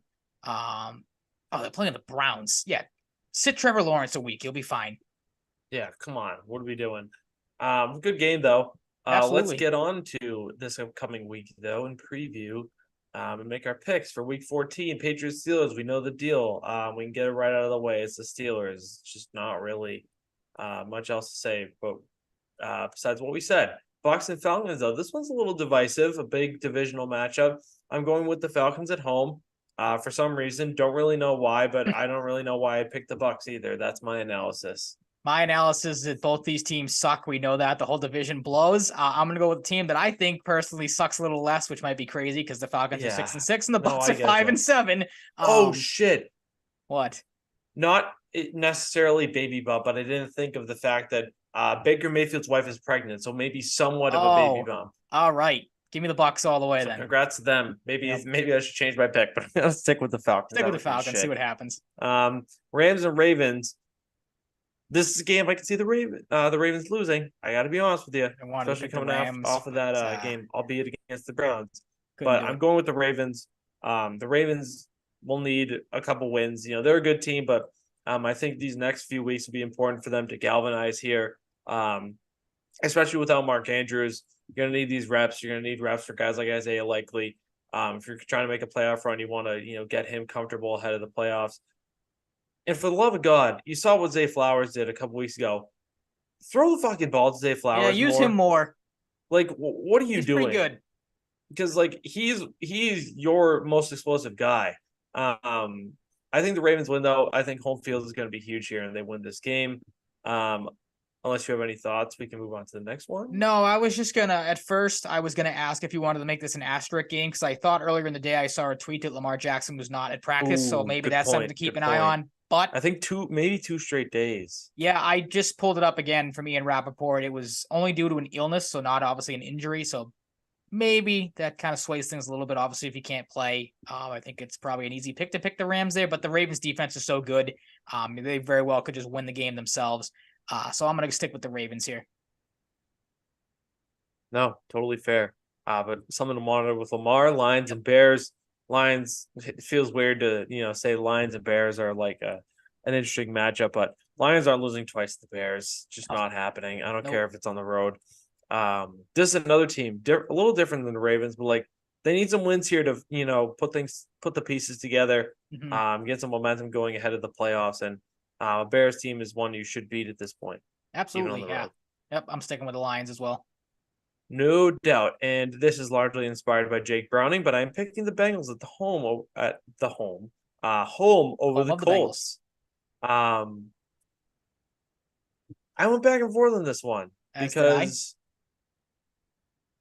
the Colts are scrappy enough to win close games. They have proven that. But I don't know. I like what the Bengals are cooking, and I think Jamar Chase does too. He's had moments of a little bit of frustration. Joe Burrow hurt. Now Joe Burrow hurt again. Valleys of production for a guy that should be putting up close to 100 yards every game. Then Jake Browning comes in and what was it? Close to 150 yards for him. That should be your main priority if you're Jake Browning. Just give your best player the ball. And Joe Mixon was fantastic as well. Hoping he continues that way as we approach the playoffs in our league. With him on my team. Right. Yep. He is the reason I lost in my work league last week. Oh boy, not him and Debo. I won because of him. Debo won me my matchup in my $100 league and lost me my matchup in my old work league. So it was a lukewarm feeling for fantasy football this week. But yeah, I'm gonna go with the Bengals as well. I think they come in riding that high of the big win against the Jaguars, the underdog performance. Kind of a similar situation here. Colts run defense isn't that great, so you just continue to ride Mixon, like you said, get your big playmakers the ball. I think the Bengals, I don't know if they're an underdog maybe in this game or not, but if they are, maybe they pull off 2 upsets in a row here. Maybe they do. Jaguars and Browns, don't overthink it. Browns fraudulent 7-5 team is dead. You can say the Jaguars is a little bit in the moment. It's teetering. It's teetering. That's the good word for it. The Jaguars will win this game even with CJ Beathard. I feel very confident in saying that. And would I feel differently if Beathard came in and played horrible? Sure, it would. But in the same boat you are. Yeah, that's really it. Panthers and Saints. Ryan, I wanted to pick the Panthers again. Come on, the Panthers suck. I said this last week. Coaching change means nothing. Bryce Young's a bust 12 weeks in. No, it's not even that. Now 12 games in. Like they played the Bucks, who are not very good, and then they played another NFC South team in the Saints, who have had some impressive performances lately, but aren't that good. And Derek Carr is hurt.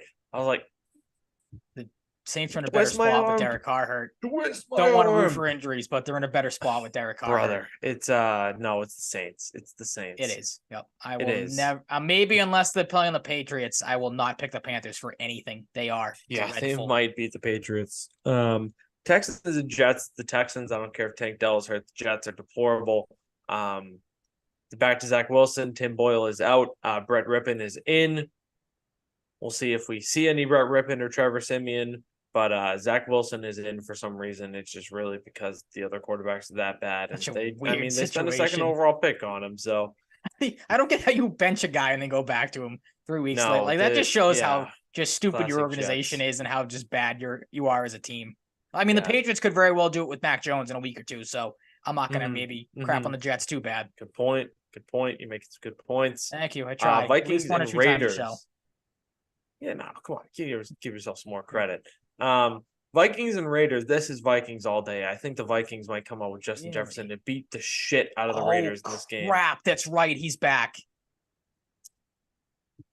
Fuck it. I'm gonna stick with the Raiders. I think they're just gonna feed Justin Jefferson the ball, and I think they're a better team than the Raiders. I think they might win by double digits. I need an upset. Put a statement out there. I need an upset on my card, so I'm gonna go with the Raiders. Just because. That's fine. You really don't. You have more wins than me in the just pick'ems this year. Seahawks and 49ers. The Seahawks have been kind of what I expected them to be, a little bit up and down. But the 49ers at home coming off the win. Would I be surprised if the Seahawks kept it relatively close, at least for half of football? No. I think the Seahawks are going to win this game fairly handily. 49ers, you mean? 49ers, sorry. It's okay. I'm going to go with the 49ers too. Better team. They're the best team in football, in my opinion. I'm going to ride with them until they prove me otherwise. But I'm with you. The Seahawks could keep this close. This could be one of those games where the Niners come in riding high off a huge win. Maybe get a little too hyped up playing the Eagles and start off a little sluggish against the Seahawks, but they find a way to win this in the end. Yeah. Get excited. The Patriots have the ball first. Oh, God, here we go. Oh, goodness. Oh, goodness. Oh, my God. Oh, my God. Oh, my God. Bills and Chiefs at Arrowhead. I'm going with the Chiefs. The Bills are too dysfunctional to pick even in a game that's more of a toss-up than we might have expected with how the Chiefs have been a little dicey, but I'm going with the Chiefs at home. As am I. Is that TJ Watt that's hurt already, one playing? That's not good. Oof. Yeah, it looks like TJ Watt hurt this game just got even worse. Oh, he took a knee right to the face. Ow. That's got to hurt even with the helmet on. I'm with you. I wanted to pick the Bills because, the Bills season isn't just do or die mode at this point. But the Chiefs, they're a better team all around, better defense, obviously better offense, or better quarterback at least. Their offensive weapons. So you could maybe have a toss up between Kelsey, Diggs, stuff like that. But I'm going with the Chiefs at home, and plus they have owned the Bills before. So It is what it is. Is it true? Broncos and Chargers. This is the Broncos all day for me. Really? Yeah. You don't think the Chargers have caught lightning in a bottle, no pun intended, with a 6-0 win over the Patriots? No. Might be going to a running back change, apparently. You're going to maybe No, feature Joshua Kelly more for some reason because, he's the answer to your offensive struggles. It's not your moron head coach. Yeah, that'll do it, the Tim Robinson meme. Yeah, that'll do it. Exactly. Yeah, that'll do it. Yeah, that'll do it. Even with all the Chargers bashing, I'm still going to pick them at home. I think, they're starting to figure some things out, but their season is hanging in the balance here, trying to get back into it. Maybe this is all just smoke and mirrors and Austin Eckler comes out and has a big game. I hope so for my sake for fantasy. But I'm going to pick the Chargers in a win over the Broncos. Yeah, very happy I didn't. Juju revenge game. Yeah, totally. Yeah. Excuse me. Eagles and Cowboys. This game should be very fun. I'm expecting a lot of points. We'll be betting the over, whatever the number is in this game. And I'm going with the Cowboys. Wow, Eagles winning 2 in a row. Didn't think you were going to do that. That's why I picked the Cowboys too.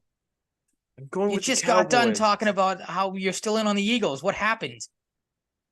Cowboys are losing home. A little bit of, let's add a caveat there. Fair enough. No, the Cowboys just the Eagles are good, but the Cowboys are more of a sure, unit, collective unit on offense right now. I think that's huge.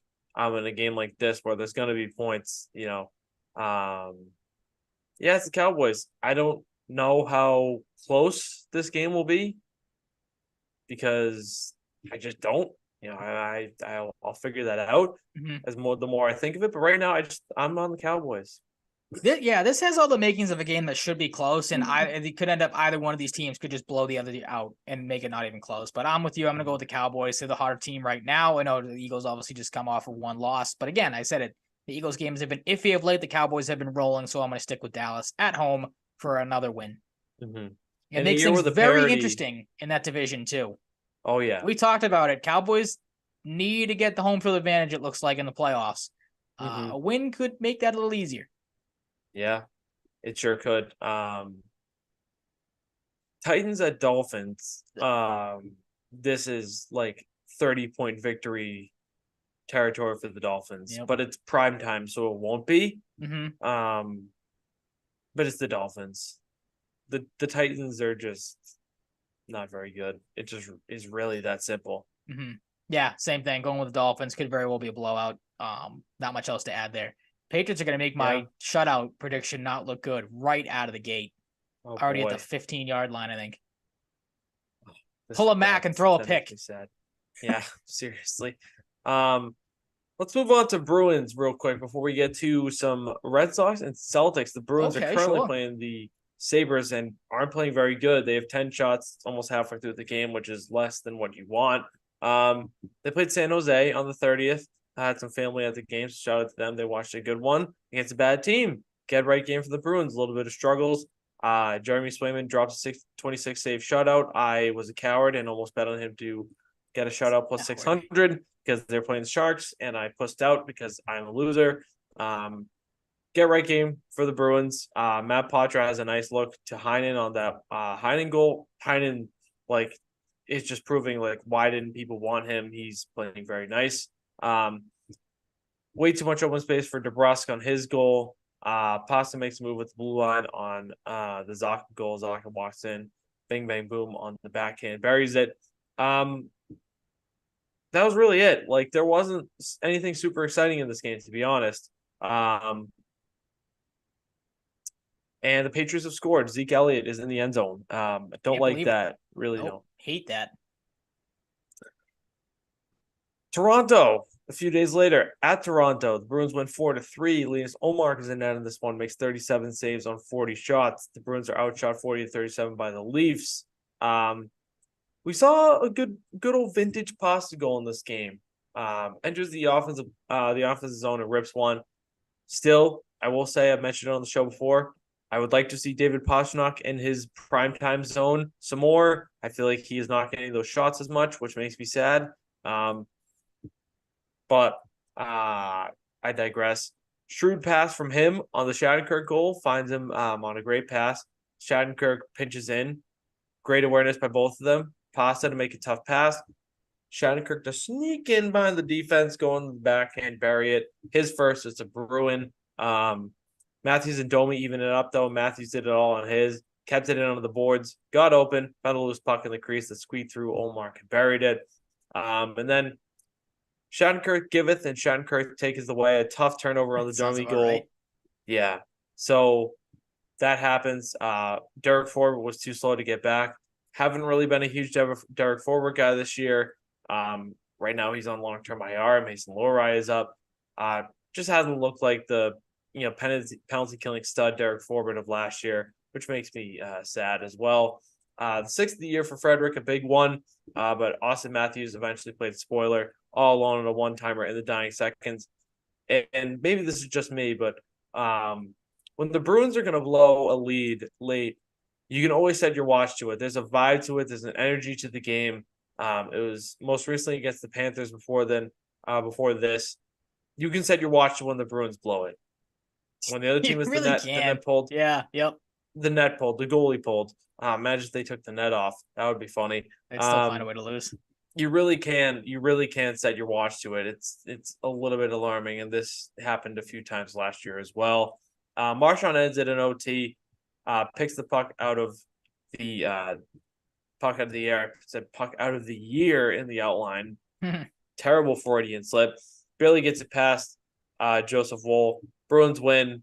Dying seconds. They won up Austin Matthews with his goal in the dying seconds of regulation, and the Bruins win a big one. Divisional matchup in Toronto. Columbus, 2 days later. I said last week I wanted them to beat the ever-living shit out of the Columbus Blue Jackets. They didn't quite do that, but they won 3-1. Jeremy Swayman lets in 1 goal on 25 shots. The Bruins outshoot the Blue Jackets 28-25. Good to get that revenge. It was the Brad Marchand show. We found it after the game. He lost his grandmother, and clearly he was playing with a purpose on that night. Natural hat trick. Sweet pass behind it to get it to him on the first one. Just an absolute top of the circle, blue line, whatever, rope that we're used to seeing. Another thing we haven't really seen a lot, Marchand from that spot just letting it rip. He does it again on the hat trick, picks up the Santa hat, and goes about his merry way. No pun intended. 2 assists from McAvoy in this game, and awesome to see from Marchand. It's obviously been a tough week or so for his family. He was back home the last couple of days leading up to tonight's game to attend the services. Want to send our best to him and his family, dealing with the loss of their grandmother. So sure. Never easy to lose anybody, but he was playing with a purpose. Love to see him step up. Had a tough week. We talked last week, tough stretch. And as of recent, he's picked it up in a huge way, which is what you expect from the captain, expect from a guy, that has a track record of a competitor like Brad Marchand. Any takeaways from the last week from you and going forward about the team? Not really. I mean, just kind of like what you said, a couple of get-right performances here. You'd like to see them figure out the problem with not being able to not give up a goal in the dying seconds of a period or a game. So, get that problem figured out. But just that's the main takeaway. Nice, some bounce back wins here. It sucks that they're not apparently playing well because I don't have the game on. Not playing well against a team that you should beat in Buffalo, but maybe they get another come from behind performance and pull one out here. But kind of the same spot with the Bruins here. Just continue to take care of business and move on. Yeah, keep it going. Currently at 4-4 right now. Steen took a penalty, then Thompson matched it up. Which segues us perfectly into our next point, because Tage Thompson, as of recent, is back. Suffered multiple injuries the last time the Sabres played the Bruins. He's back. Casey Middlestad leads them in scoring in his absence, which I don't think anybody expected. He's got 22 points in 26 games. Sabres are 10-14-2, 7th in the Atlantic. Devin Levi, after a brief demotion due to an injury in the crease, had to be called back up. I think it was a good move in the first place. A guy, you see a lot of these top prospect goalies, you want to get them in the mix ideally, but a lot of these top prospects come in and they spend some time in the minors, and the Sabres chose to not do that with Devin Levi.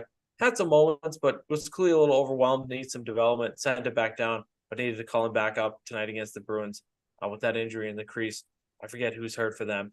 And yeah, the Sabres, we know what the deal is with them. They're underachieving, but they've got some offensive firepower, can surprise you a little bit.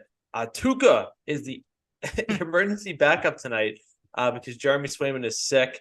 Brandon Bussey, during practice, was recalled from Providence. So he is the backup tonight on an emergency basis. Don't say that too loud, though. You might piss some people off on social media. I saw. Yeah, it's like the world ended, and Tuukka Rask is the emergency backup goalie tonight.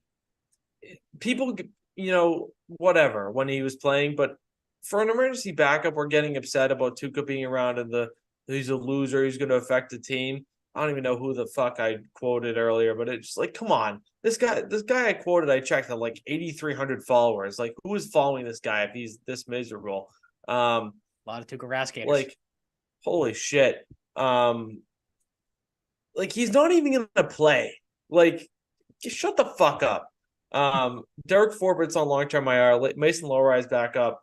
Gotta be honest, I've been watching the game back and forth because been focusing on the show. Haven't seen Mason Lohrei out there once. Don't know how much he's played, but I guess I've been missing his shifts or something. I don't know. No, we've been missing shifts of, surprisingly, before the game was announced, that Matthew Poitras. Yeah, I didn't understand this one. Out of the lineup. Last stretch of games, last 2 weeks, hasn't been awesome. Was good in the Sharks game, has had some moments. I don't have complaints about Matthew Poitras, but we saw with Johnny Beecher. Beecher owned up to it. He's I'm coming into the league. I owe these guys more. He was a little not hard on himself. He's I can be better type of thing. Mm-hmm. Beecher was out one night against the Leafs. Now it's Poitras. Maybe it's just one of those things. The rookies get a night to watch. Maybe this has been part of it all along. They get a night off every once in a while to watch it from the ninth floor, get a different view. I don't know. Maybe they just wanted to get Steen in. Oscar Steen is a fine player. Although he just took a penalty. Next him. Maybe it's just simple as that. But people will read into it however they want to. That's okay. But yeah, I don't see this being a long-term thing for Poitras. Arizona, I was almost going to go to this game thanks to my brothers. They gave me the option of picking a Saturday afternoon game to go to this year for my birthday. I will be going to the game against the Penguins in March. Get to see Sid. I'll get to see Ovi with the family. Yeah. My family, instead of buying a bunch of gifts this year, we're going to buy some gifts here and there, is going to Bruins Capitals on February 10th, where it's all the five of us plus my brother's girlfriend are going to go to the game February 10th against the Capitals. I'm going to see Ovi and Sid for the first time. So that's pretty cool. Nice. They're on the back nines of their careers. Arizona. Ryan, I'm not even just saying this, I promise. I wanted to put them so much higher in our season predictions than I had them at 7. Mm-hmm. Not so much higher because there's only 8 teams, but I wanted to put them as a fringe playoff team. Not much higher. Yeah. Okay. I'm not going to say this was predictable, but it kind of was a little. Okay. Explain yourself. Part of it is Michael Carson. Nobody's talking about Michael Carson. An AHL player the last few years has 12 goals for the Arizona Coyotes. It's come up out of nowhere. Logan Cooley's been great. Clayton Keller's been great. Connor Ingram I saw the other day, as of a few days ago in the last calendar year, has the best save percentage of anyone in the league, higher than Olmark and Swayman. A guy that almost retired due to mental health issues at age 23 is still in the league and is phenomenal. He's been awesome. Arizona's good. They're getting into the point now where we saw for so many years, who's going to dump their contracts to Arizona? Who's going to, give up a pick to dump contracts, whatever. Now you see them in the mix. They add Matt Dumba in the offseason. They had Jason Zucker. They're in the mix on Noah Hannafin, who's one of the biggest defensemen on the market, apparently. Arizona's going to try and make some moves and get into the playoffs. And wouldn't it be funny to see Arizona pack a college hockey arena for? That'd be wild for a playoff game. And they do reportedly have a deal coming in Phoenix for an arena. So shout out to them. Things are on the upswing for the Yotes. So this isn't a Yotes cupcake, although the Bruins have dominated them in the past year. So we'll see what happens with them. Then you got New Jersey struggling for a little bit. About a week ago, Dougie Hamilton is out for a while with a torn pec, but an embarrassment of riches for the New Jersey Devils comes in the form of being able to call up the number 2 overall pick from a couple years ago, Simone Nemec, to replace him. Casual, who amongst us doesn't have a number 2 overall pick to replace your top pairing right defenseman? Jack Hughes missed a bunch of games, but in 18 points has 33 games, and with all those games missed, still leads the team in scoring, which just shows how ridiculous he is. Just an absolute playmaking machine. After a bit of a rough stretch, they're 4-1 of the last 5. This is more of the New Jersey we've expected to see. The goaltending was an issue for a while. If they can straighten it out and have people step up in Hamilton's absence, Nemec has been really good since he's been called up. They're a good team. One the Bruins should take seriously, especially on the road. See old friend Eric Howla. And we'll see if Pavel Zacha will get a little revenge game action going. But that's about it for the Bruins. Anything, you see on the horizon or any other Bruins points you want to touch on before we get into some Red Sox?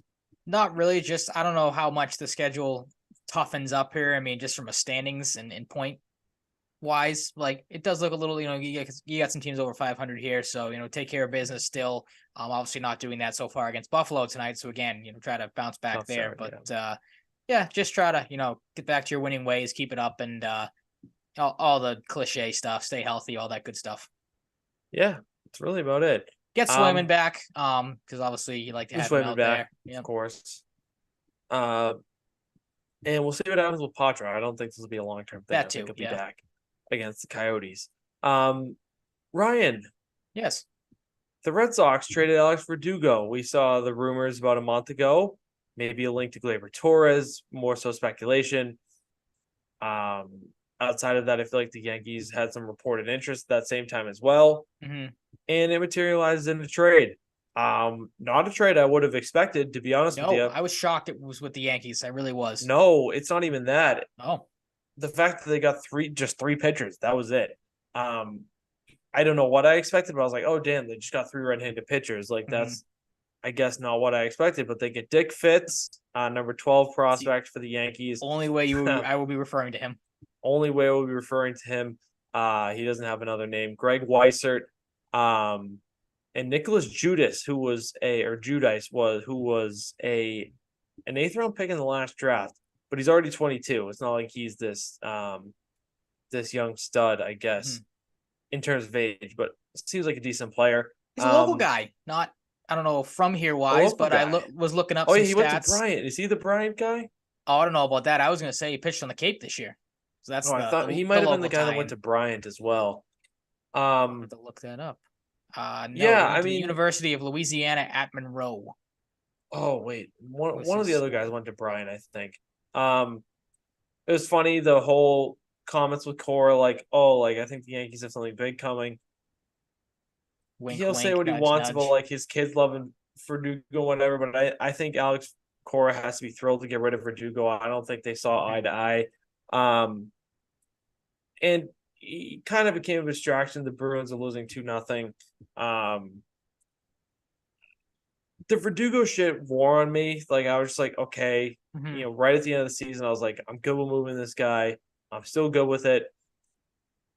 Whatever the fuck happens with this trade, I really don't care. Like, I feel like if you want, to start a new leaf with Craig Breslow, I feel like a guy that might cause problems, might bicker at fans, is not a guy you want around. If you can move him, I don't give a shit if he's in the division.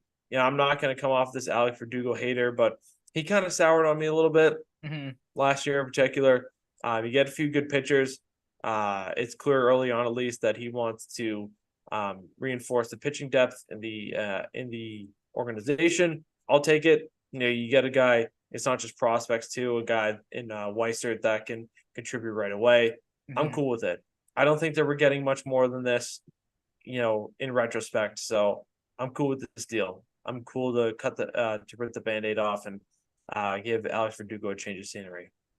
Yeah, it's one of those deals when you first see it come through, like to me last night. you look at, you're like, oh, what the hell? Like, why did you trade him to the Yankees? And you really didn't get anything, of substantial value for him. But that's kind of where I was 2-1 now. Marshawn, There you go. money. What were we On a heater. saying? Heater. But you kind of said the same things that I wanted to say about the Verdugo stuff. Like, I'm with you. We talked about it when it happened, the benchings and stuff like that. I 100% agree with you that I think it was time to move on from him. I don't think, it would have been a wise decision to sign him to an extension. He's had plenty of good moments here. I'm with you. I don't want to come off like I hate the guy, but the benching, I'm with you. I think Core is probably hiding a little bit more, than he's showing. Didn't probably want Verdugo here for much longer. Didn't probably see eye to eye, like you said. I kind of fell into the trap of I thought Verdugo was probably going to be worth more than he actually was. When we talked about the trade stuff earlier, thought maybe I said, try to see what you can get from Miami. They got a ton of MLB ready pitchers. Maybe they'll part ways with one for an outfielder. That obviously isn't the case. So now you look at it, you get the number 12 prospect from the Yankees in Dick Fitz. So a solid guy there. Judas has not pitched. He was in the Florida Coast League last year, an 8th round pick in the 2023 draft, but there's some promise and some upside with him. One of the tweets I saw said draft experts said he hasn't really filled out yet and there's more room to grow. He is 6'8", so, big body there. Maybe that's something to look into. He's a big dude. And then the Weiser guys had some success, 4.05 ERA in 20 games with the Yankees last year, but a career ERA of 2.16 in the minors. So take that as you will if you want to read into that. You said it. It's a movie you pretty much had to make. It sucks that it was with the Yankees just for the fact that it was with the Yankees. And now you have to see him, and he's probably going to play, as we know Verdugo does, with a chip on his shoulder. But I'm not going to hate the move too much. They were, we've talked about this. You are not high on this statement.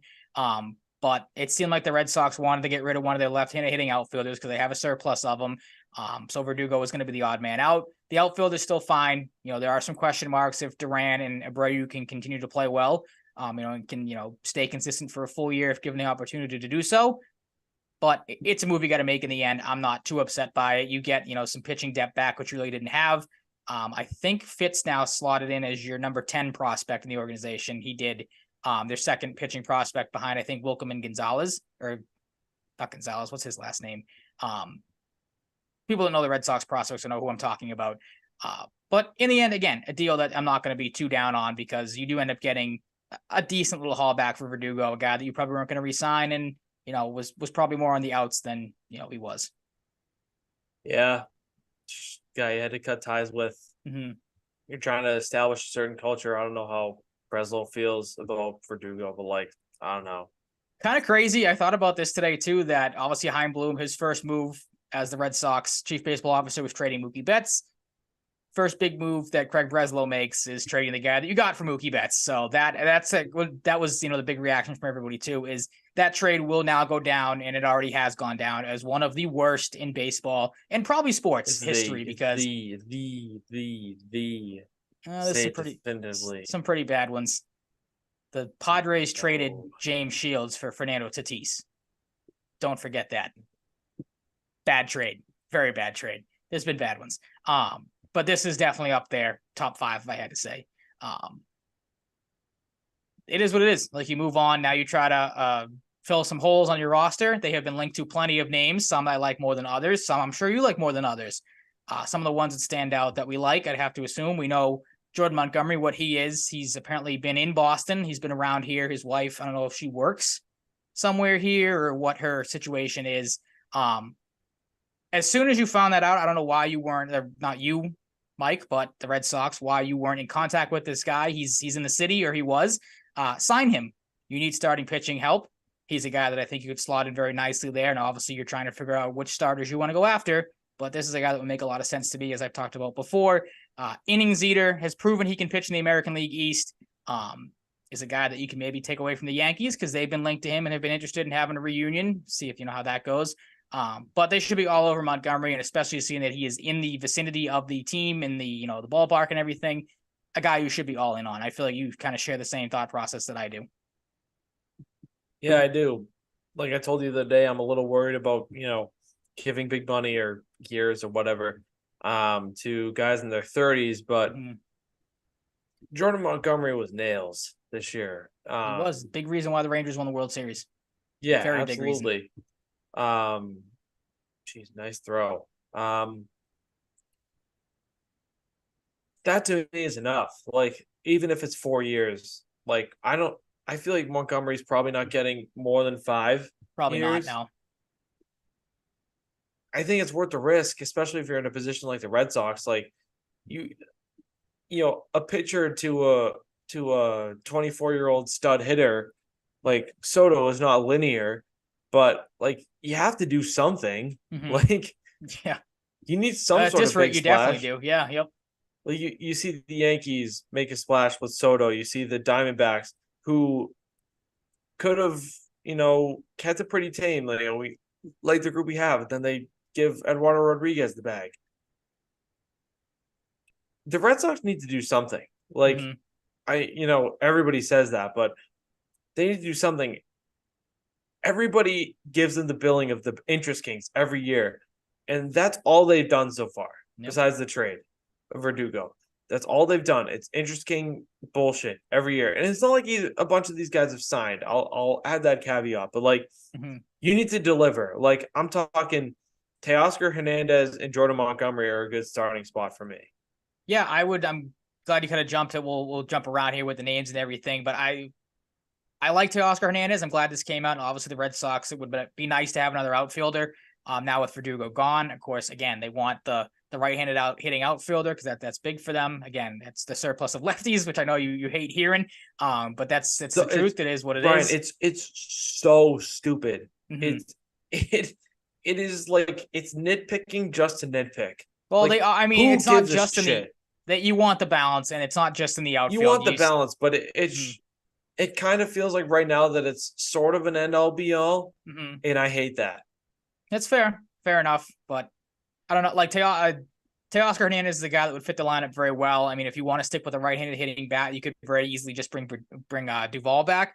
But Hernandez, 26 homers, 93 RBIs, and a 258 clip last year for the Mariners. He's a guy that has notoriously kicked the crap out of the Red Sox whenever he came to town with Toronto. Very good hitter at Fenway Park. He's a guy that would make a lot of sense. Can play, all the outfield positions. He's not just, strictly a right fielder or anything like that. Would probably platoon with either Duran or Abreu or even Yoshida, depending on what they want to do there. So you can put him wherever you want. I'd be down with him. It'd be a nice bat right for the middle of your lineup. And he's a guy you alluded to that you would like as well. I'm assuming for all the same reasons. Yeah. I've been a Hernandez guy for a while, so I'm all on board. Yeah, absolutely. Maybe you get some hits for decent average too. Like some of these guys you see that put up, numbers similar to him, they have these low batting averages. Like he's good for 250, 260. Yeah, 2021 year, I think he was an all-star, hit 296, 289 the year before that. So there is some average there, like you said, with the pop. Obviously, that 2021 year was his best year of his career, 32 homers and 116 RBIs. Might have some speed as well. Yeah, stole 7 bases last year. So not the fastest guy on the planet, but a solid addition it would be. Seth Lugo is a guy you and I talked about texting the other day off air. What are your thoughts on him? You said you're not a fan of pitchers in his 30s. I did not know he was as old as he was. He's 34. My thought on it was, not the flashes of names, but would be a nice addition as like a number 4, number 5 in your rotation. Did start 26 games last year for the Padres in his first kind of full season starting since, we'll say 2020 with the Mets, where he started 7 games. Was solid for them, a 3-something ERA. Was it 3? I had it up here a second ago. 357 in 26 games, 8-7. Your thoughts on Lugo? No, yeah, I think Lugo for a back of the rotation guy, 4 or 5 for a year or two is something. Someone. I'm a big fan of. Okay. Had a really good year this past year too. Didn't light the world on fire, but solid enough year where I feel comfortable enough giving him a year or two. Guy looking to make some bank at the end of his career. We know John Henry has money. Yeah, exactly.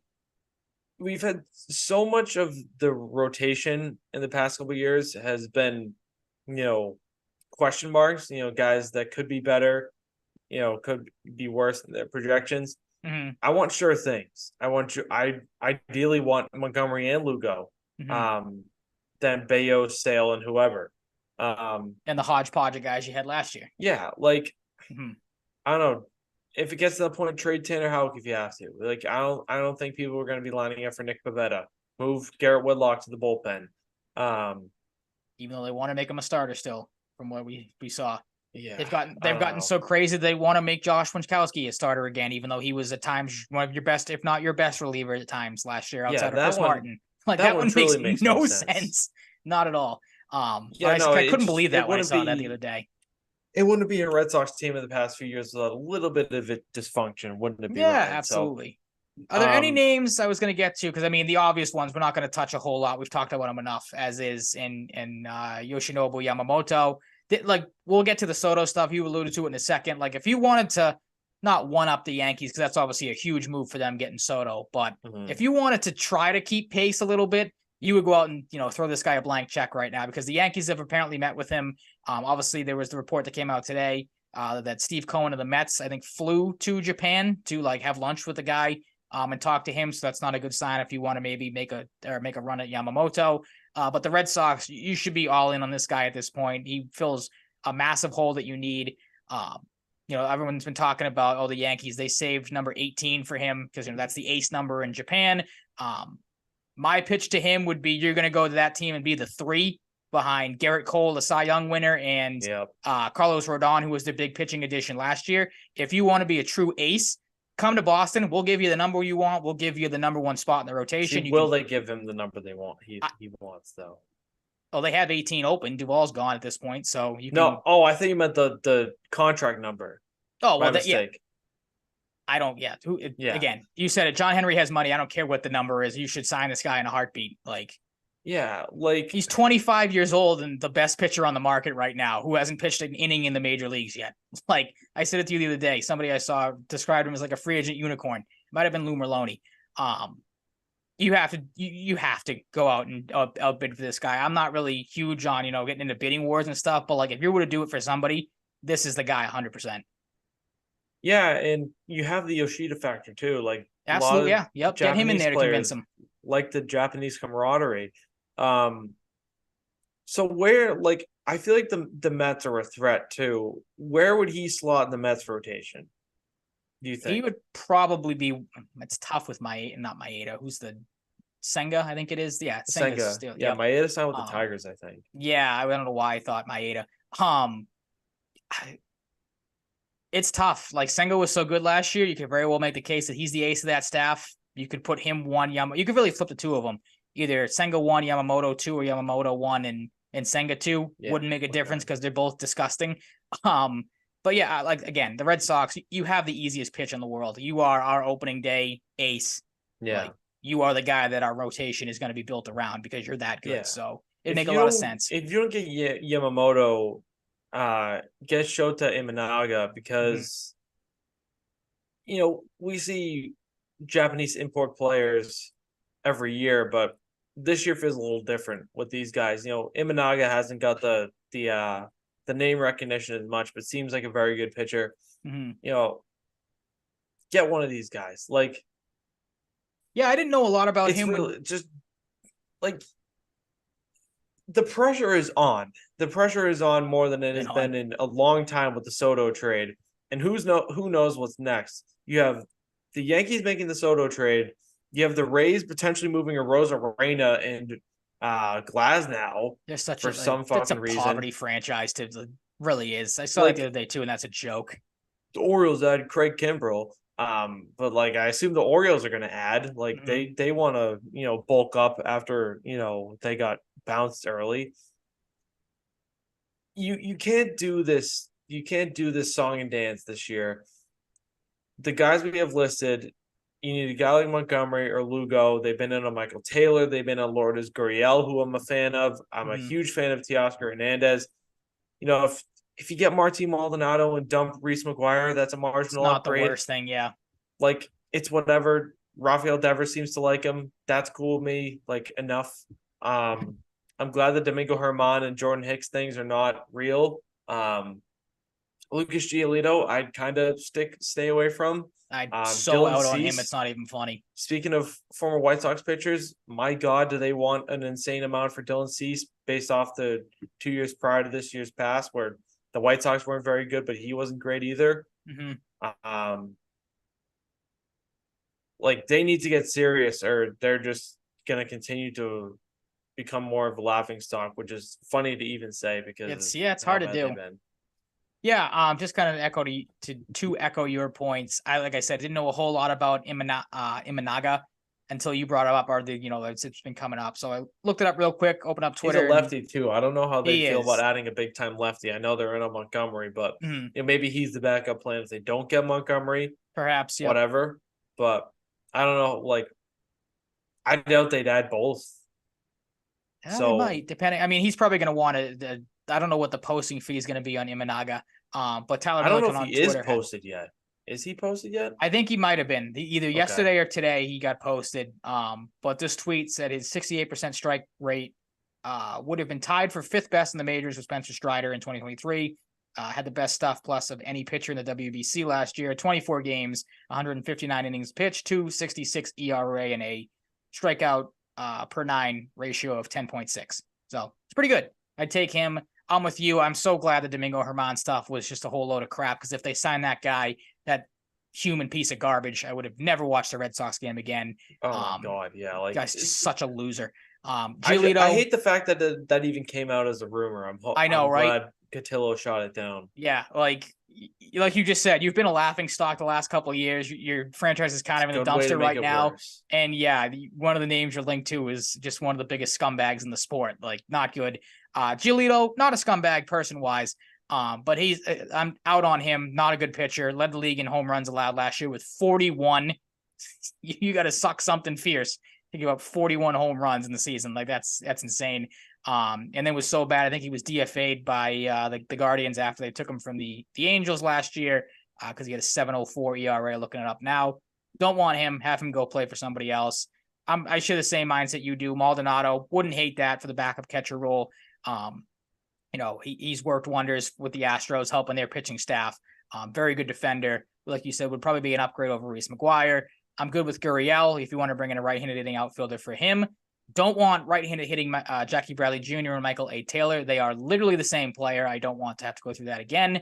And then just run through quickly. That's all the other names that they've been linked to. So hopefully they maybe sign one or two of these guys, and we'll see where they go from there. We've kind of skated around the big news of the day yesterday, though. Juan Soto, or today again, depending on when it actually went official, is officially a Yankee along with Trent Grisham for Michael King, Kyle Higashioka, Johnny Brito, Randy Vasquez, the Yankees' 13th prospect in the organization at the time, and Drew Thorpe, the number 5 prospect. Your thoughts on the trade before I kind of dive into mine, if you had any that you haven't already mentioned. Yeah, I talked to you last night. Like, I feel like when you see a big trade like this, you're like, oh, this guy has done this and he's this sort of prospect in the system, and you see a little more breakdown. I kind of feel like, oh, from the start, it's like the sticking point is Thorpe and King, but I was like, why aren't people really talking about these guys that much? Sounds like Thorpe and King are both pretty good. Mm-hmm. So on the surface level at the start, I was like, did the Padres get enough? But then you have the aspect like, how contingent was this return on?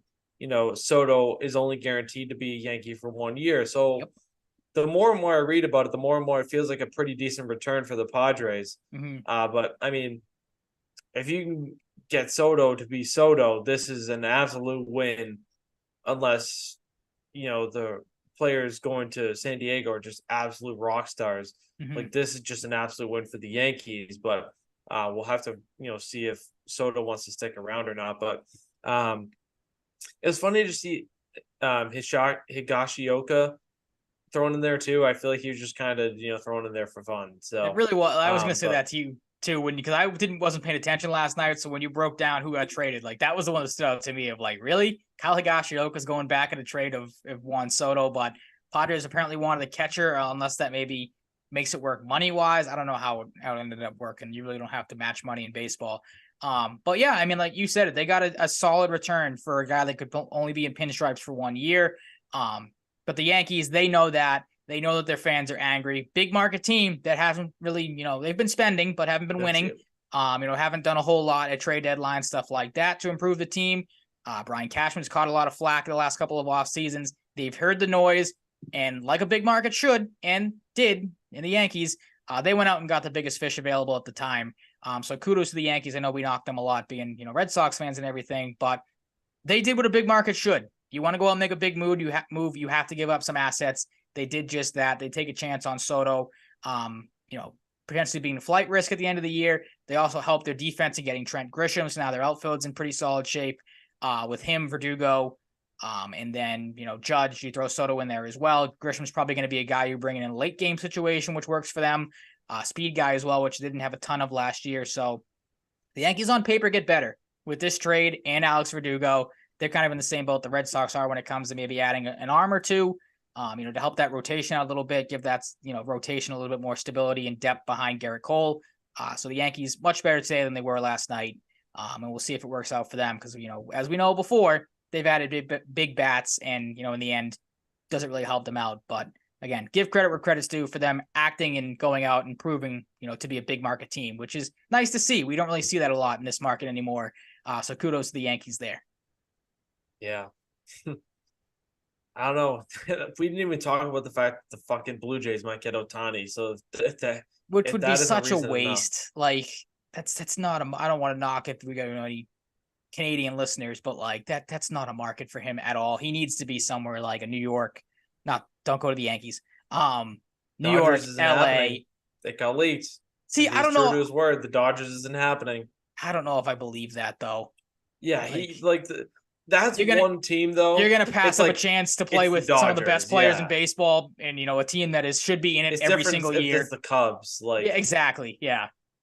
But I don't know how much I believe in that. Like, if the meeting gets out, I'm not going to sign with you. Like, okay, pass up a chance to play with Mookie Betts and Freddie Freeman. Can we talk about the fact that I get Shohei Ohtani kind of lame the whole leaking thing. He's super particular about it, apparently.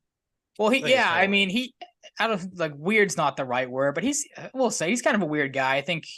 I feel like this happened when he signed. Like we talked about how he kind of wants to be in the background, hush hush, not up for not the big market, but I feel like this story like this came out too before where he kind of just wants to take it easy, just not obviously care about baseball, but you kind of get what I'm getting at here. He just kind of wants to be calm, cool. I don't know how do I want to word this. I'm kind of rambling here. But yeah, I don't know how much I believe about that. You kind of touched on the other notable signings related to, the Red Sox are just, players from the past. Craig Kimbrell, a nice little pickup for the Orioles to cover their Batista loss in their bullpen. And then Erod, I think, I don't know what the tweet I saw was today. He left $39 million on the table with Detroit, but ended up working out much better going to Arizona, better situation, better team. And is a guy that's going to fit in nicely with that rotation who you could argue was, one or two arms away last year from being a real threat to make a more of a run at the World Series and they ended up doing. Yeah. I don't really have much to add, to be honest. No. Alex Highsmith is hurt for the Steelers. That's not good. So two best players banged up. I don't know what TJ Watt's status right now is, but they're showing Mitch Trubisky and Mason Rudolph and Kenny right now. Ryan, the Boston Celtics were eliminated by the Indiana Pacers in the in-season tournament. You have some thoughts. I don't have a ton of thoughts. I thought the reaction to the celebration for the Pacers was a little bit overblown. Over the top. Yeah, a little over the top. No, I think the reaction to people getting mad about the celebration was a little. Oh, really? Explain that then, because they were reacting like they won the friggin' NBA Finals, which is kind of crazy, but that kind of leads into one of my points. I definitely think it was a little crazy, but I think people getting super pissed off is also crazy. Yeah, you don't have to get super dramatic and overreact about it. I get that, but it's really that simple. Seeing it was kind of funny. The Pacers are gonna blow. They're the fucking Pacers. Yeah, Pacers are gonna run away with this Thursday night football game. We're 14-3 right now. Ridiculous. No, yeah, but my real quick to wrap up the show here, because I'm not going to ramble. We kind of talked about the NBA tournament last week, and just the whole thoughts on it and everything. But watching this game live and seeing the atmosphere of it and seeing the intensity that the Pacers played with, to obviously come back and win that game. You just talked about it, the reactions and everything, and the fans, the players, stuff like that. I was wrong about the in-season tournament. Hand up, I will admit that. I thought this was going to be the dumbest thing possible coming into the season. It turned out to be an awesome addition to the NBA season. That game was awesome to watch. It was a ton of fun. Obviously sucked that the Celtics lost. But just to see that type of intensity and guys being bought in a early December game with the Celtics and the Pacers, that's a game that nobody watches if it's in regular circumstances, unless you're a Celtics or Pacers fan. But people tuned in to obviously to see the tournament, see how it played out. See if you could see an upset, and that's exactly what happened. Pacers played with way more intensity at the end than the Celtics did. And that's kind of my second point is everything you hate about the Celtics in a big moment, postseason type of format, it reared its ugly head again. They cracked under pressure.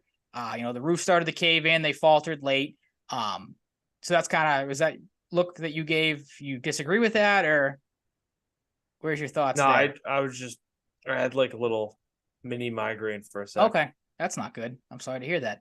Okay. But yeah, I mean, that was kind of the one thing that stunk too, obviously, other than the Celtics losing, was that their playoff woe was continued in a game that wasn't obviously a playoff game, but had the same feel of it. And that kind of worries me a little bit. Now, I hope, you listen to Jason Tatum at the end of the game talk about it, and he kind of joked. He was asked if he was mad about it, and he said, like, yeah, I wanted to go to effing Vegas. So he seemed a little upset about it. My hope is that this type of thing, and these bugaboos when it comes to the playoffs, this loss gets it out of them in the middle of December instead of, in the middle of June when you're fighting for an NBA title. So hopefully that figures some things out. But it was kind of alarming to see once again the pressure comes on, the lights come on, and this team crumbles. Now they didn't have Porzingis, of course, and Tyrese Halliburton played phenomenal. And I still think the Celtics team has plenty of talents, when fully healthy, to beat a Pacers team in a 7-game series. But it was a little eye-opening that again you have these, turning the ball over, taking dumb threes, trying to play like the Pacers play, which was not, up for the Celtics, not good for them. So that was kind of tough to see. But as a whole, again, to finish my ramble here, in-season tournament, big win for the NBA. That was a great game to watch. Haven't really caught the Western Conference side of it, but I feel like those games have been good as well. And now, you're set up either tomorrow night or Saturday night, I think, for the finals. I don't know who's playing in them because, obviously kind of lost interest when the Celtics lost, but it's been good so far. I really can't complain about what I've seen. Yeah, I don't really have anything to add on the game. I didn't watch it.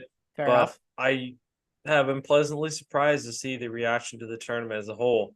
Not that I expected people to just not give a fuck. I just didn't really give a fuck, and I thought it was kind of gimmicky. I still kind of think it is, but the more and more it goes on, it's proving its legitimacy and its potential place in the league in the future. Like at this point, I don't see why you don't run it back at least for another 2 or 3 years. Yeah, absolutely. You make some tweaks if here and there. If it gets stale, you dip. Like it's done.